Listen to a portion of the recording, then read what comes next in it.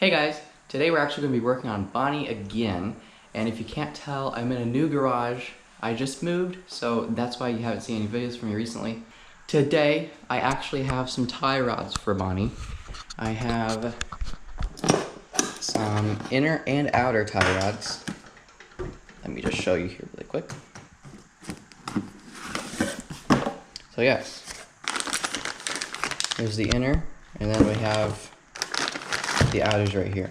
Now, I just did the first side, and I'll tell you this, make sure you have all the tools you need first before you start this project, because I did not, and I had to drive all over town at least 3 times, and it wasn't fun. So I have everything now, and what you need is the most important tool, I think, for this car is an inner tie rod removal tool. And what this does is it basically has an end like this that you stick in that down there, and it comes out into the wheel well, so you can get a 1/2-inch drive breaker bar in there and break it loose. That worked phenomenal. You can rent this at AutoZone or probably any other auto parts store. I did. I think it was worth it. You also need adjustable wrenches. I have a breaker bar, a tie rod end tool to pry it out, and then I have some red Loctite just so it doesn't vibrate loose. PB Blaster is your friend, and then a hammer, obviously. And yeah, I think that's it. So right here is the nut you want to unscrew first. The reason you want to do it first is because the other side was very seized on and I actually couldn't get it off. So if you can, leave this bolted in, PB Blaster on my hand, and then try to unscrew that. I think it'll be a lot easier that way. I'm gonna go ahead and try to get this loose. If it doesn't come loose, that's fine, because this tool fits over that.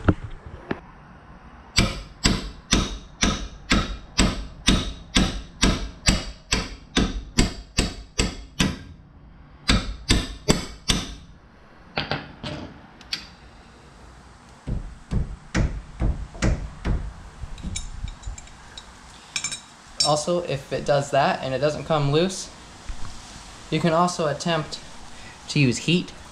So that's what I'm going to try, because I want to try it.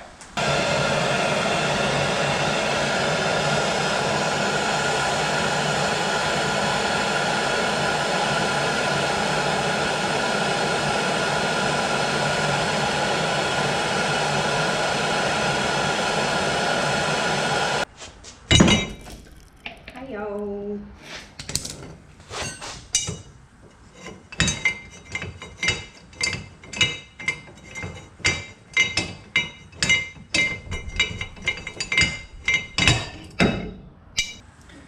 Alright, mateys, that's how you do that. You just use this little thing. You put it on the...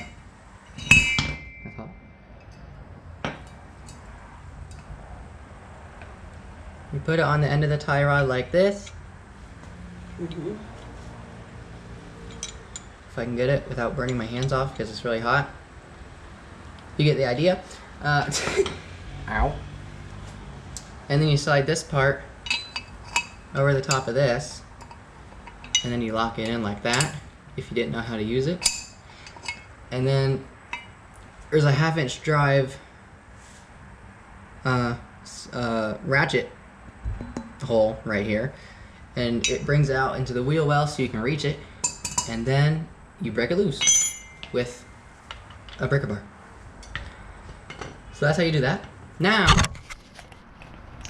I'm gonna put some Loctite on the new one and thread it back in, and then do the same exact thing to tighten it.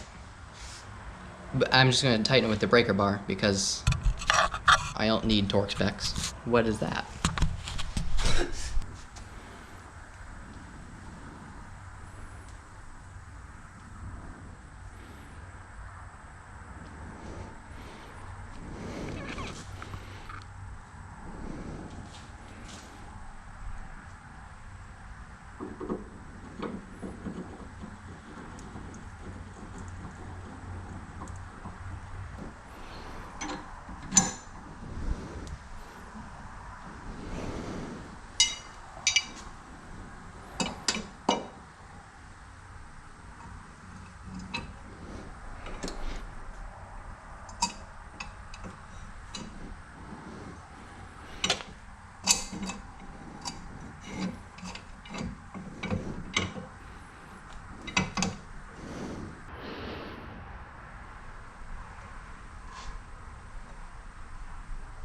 All right.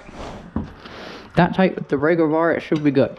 And then because you can't reuse the metal factory zip tie, I guess you can call it, on there, I'm using zip ties, cable ties, like that. And then I don't have the really big ones, so I'm just tying them together, but it's not that big of a deal because, I mean, it'll stay, right? Now what we have left is the actual alignment part. So you screw that little nut on first.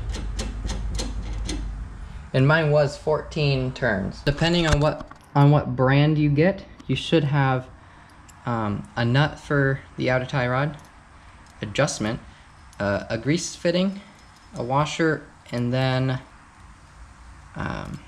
this pin that you put through the castle nut, and the castle nut should be on the end of the outer tie rod. So I'm just gonna thread this nut on here, the lock nut.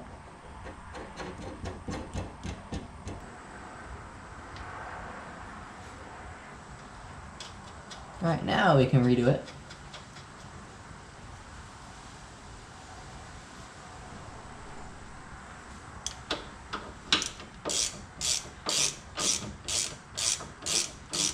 When you tighten the castle nut, you want to make sure the hole that goes through the stud on the tie rod is equal with the notches on the castle nut.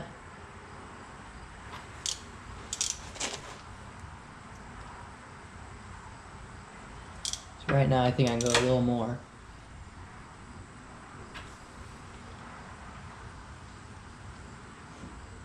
I still need to go a little more.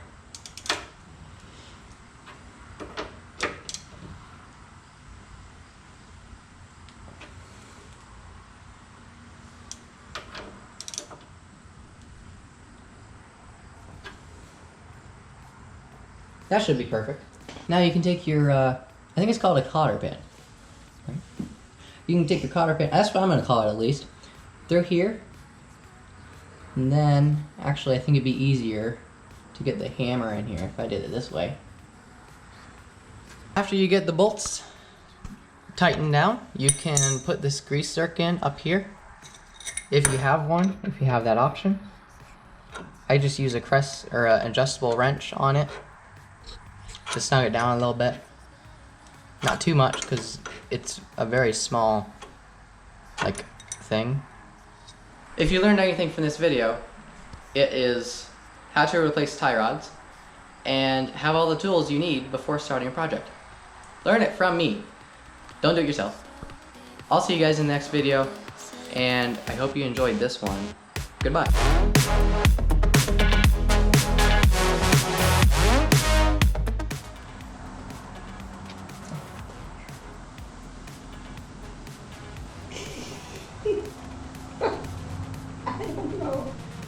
I forgot it.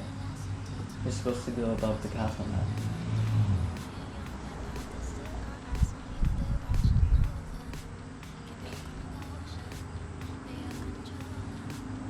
Well, just to be safe, I'm not putting that in there.